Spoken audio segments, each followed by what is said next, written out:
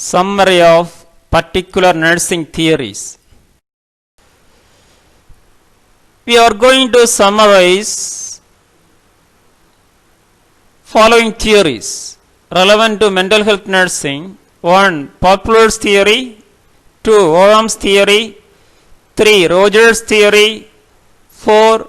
Roy's theory. Detail going on.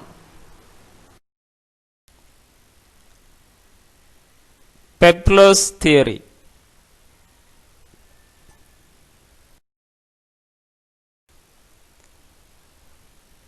Peplau proposed an interpersonal theory applied nursing practice in general and to psychiatric mental health nursing in particular.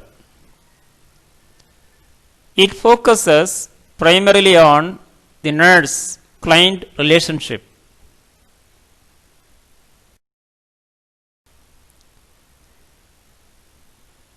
Peplau's theory describes, explains, predicts, and to some extent permits control of the sequence of events occurring in the nurse-client relationship.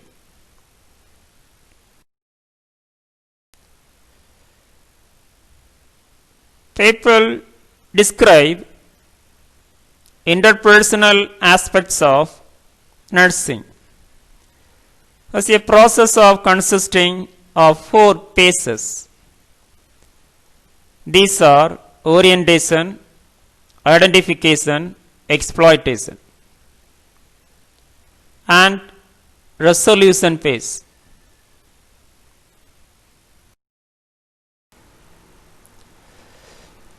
While working with the client through these phases, the nurse assumes 6 roles. 1. Resource person, 2. Technical expert, 3. Teacher, 4. Leader, 5. Surrogate, 6. A counselor.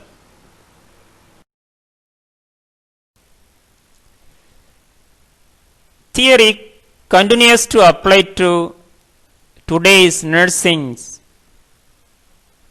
especially with respect to long-term psychiatric care in outpatient and home health settings.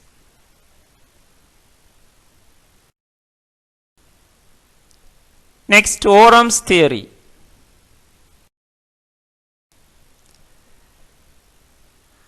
Dorothy E. Orem's theory is based on the premise that people need a composite of self-care actions to survive.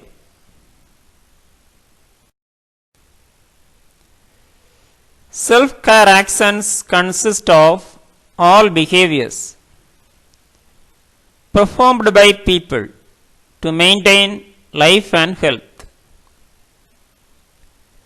The capacity of the client and the client family to perform self-care is called self-care agency.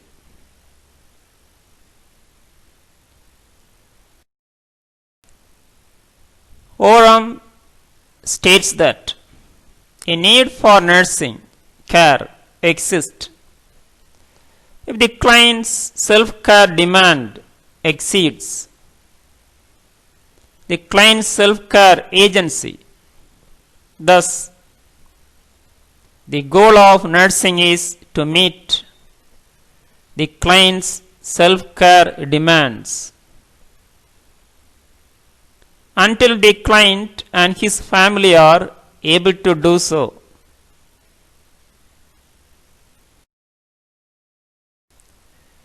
Orem's theory describes 3 types of self-care. 1. Universal self-care behavior required to meet physiological and psychological needs. Second, developmental self-care behaviors required to undergo normal human development. 3. Health deviation, self-care behavior required to meet clients' needs during health deviations.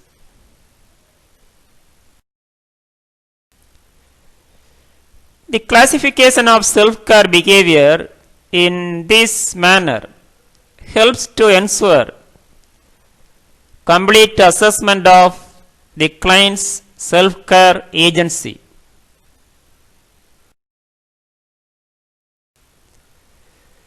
Assessment focus on the client's self-care demand, self-care agency and self-care deficits. A plan is formulated for the information obtained. In the assessment that indicates the nursing approach need to meet the client's needs, which can be categorized as follows.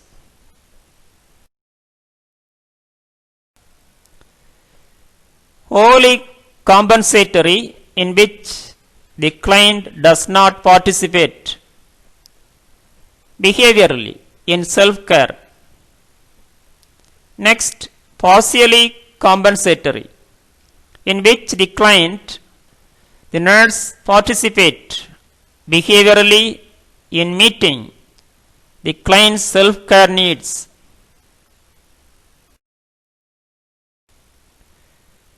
Then, educative developmental, in which the client meets self-care needs with minimal nursing assistance.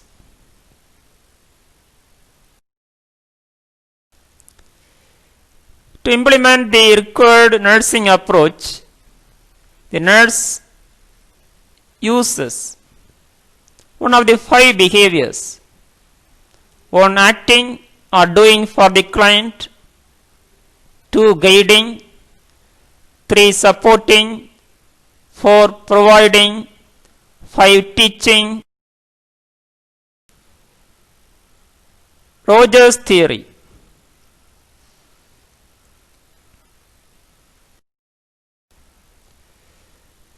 Rogers' model focuses on the individual as the unified whole in consistent interaction with the environment. The unitary person is viewed as an energy field that is more than as well as different from the sum of the biological, physical, social, and psychological parts.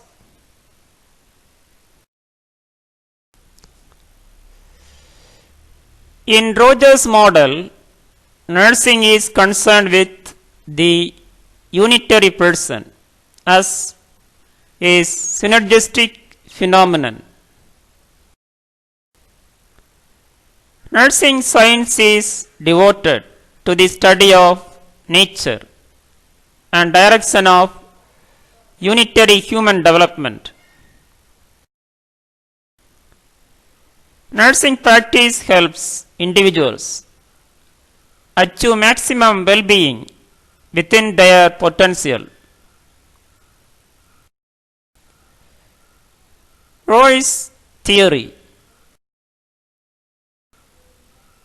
According to Roy's theory, the goal of nursing is to promote the client's adaptation in health and illness.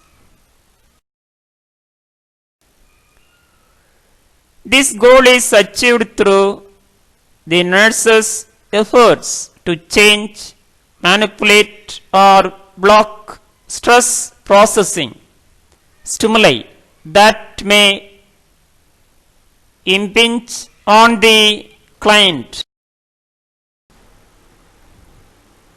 The theory assumes that this kind of nursing intervention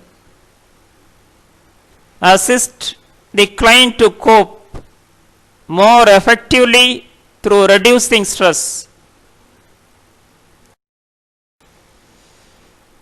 Roy's theory assumes that all human beings are having adaptive systems and change in response to stimuli. If the change is viewed as a positive one that promotes the person's integrity, then the change can be considered adaptive. If the change does not promote the person's integrity, then the change can be considered maladaptive.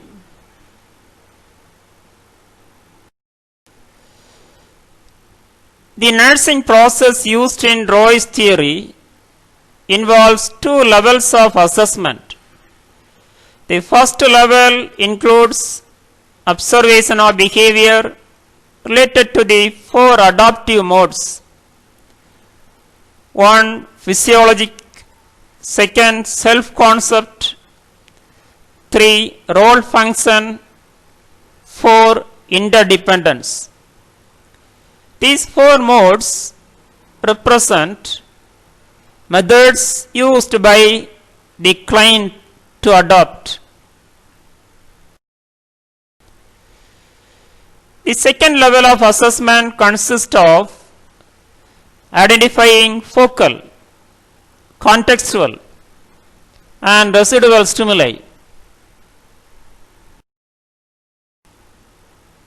The focal stimulus represents the immediate dominant stimulus affecting the client, such as injury, stress, or illness.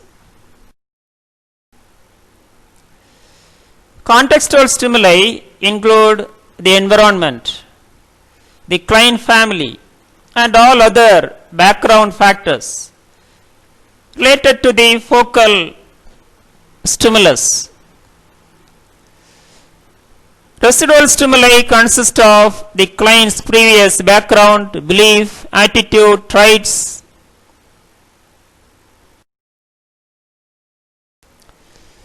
According to Roy's theory, a person's adaptation level is a function of focal, contextual, and residual stimuli.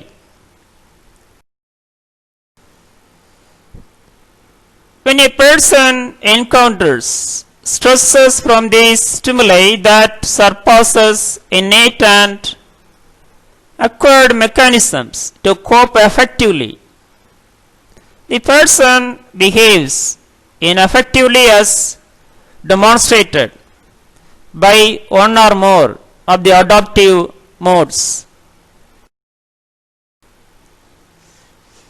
At this point, nursing intervention is required. This emphasizes on the client's behavior, stimuli determining the client's behavior, and the nurse intervening in some way to interfere with the stimuli. Thank you. Have a nice day.